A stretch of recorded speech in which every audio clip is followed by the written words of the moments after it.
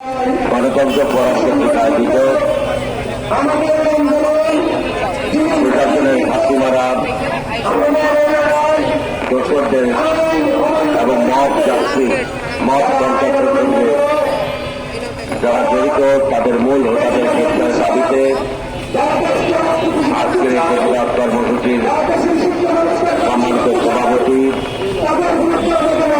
গণতন্ত্র পরাদের সভাপতি জনাব আলহাজ খলিলুর রহমান বিপি ইব্রাহিম,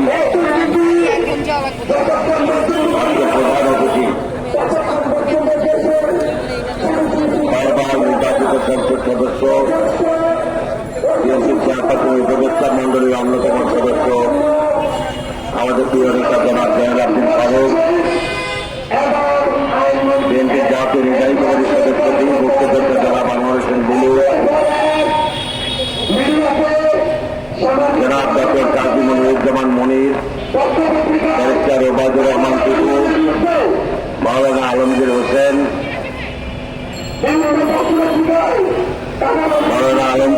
এবং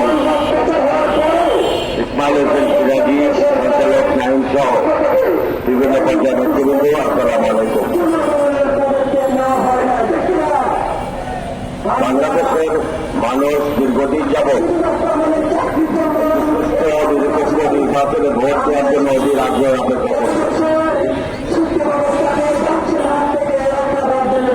একটি সুস্থ পরিবেশ নিশ্চিত করা দরকার এবং এরকম একটি পরিবেশ নিশ্চিত করার জন্য সর্বপ্রথম প্রশাসনের ঘাটতি করে থাকা প্রকৃত স্বৈরাচারের দোষরদের গ্রেফতারের দাবি তুলতে দিলেন।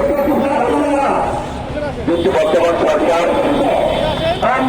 প্রশাসনের ঘাটতি মারা সন্ত্রাসীদের গ্রেফতার তো করে কথা চিহ্নিত করতে পর্যন্ত এখন পর্যন্ত সক্ষম হয়নি। জাতীয়ভাবে শুধুমাত্র আওয়ামী বসেন না, আপনি দেখেন বিভিন্ন জায়গায় জেলা প্রশাসক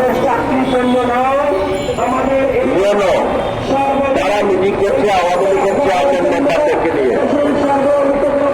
এগুলো কিন্তু সমাজের জন্য ক্ষতিকর এবং এরা কিন্তু আওয়ামী দর্শক, এদেরকে এইভাবে সুসংগঠিত হওয়ার সুযোগ করে দিচ্ছে বর্তমান প্রশাসন।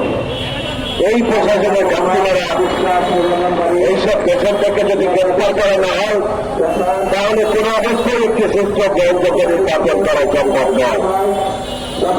দ্বিতীয়ত আজকে মত জাস্টিস নামে একটা প্রভাব তোলা হয়েছে। এই মত জাস্টিস নিজের হাতে আইন তোলার রাজনীতি বিএনপি কখনো করেনি, বিএনপি বিশ্বাসও করে না। এই মত সন্ত্রাসের নামটি গত 17 বছরে ছিল না। যখন জয়নাল ফারুককে রাস্তায় পিটিয়ে হত্যা করার চেষ্টা করা হয়েছে তখন কিন্তু মত সন্ত্রাস আমরা চিনতাম না। যখন নির্বাচনের সময় যাত্রীদেরকে গুলি করা হয়েছে তারা নির্বাচনের প্রতিযোগিতা যাতে করতে না পারে সেই সময় আমরা মত সন্ত্রাসের নাম শুনি নাই। এই মত নামক সন্ত্রাস, এই সন্ত্রাসের মূল হতে হচ্ছে আওয়ামী লীগ এবং তার দোষররা। অতএব প্রশাসন সহ দেশের বিভিন্ন স্তরে লুকিয়ে থাকা দোষরদেরকে চিহ্নিত করে গ্রেপ্তার করলেই বাংলাদেশে একটি সুস্থ নির্বাচনের পরিবেশ হবে এবং মত সন্ত্রাস চিরদিনের জন্য বিদায় হবে।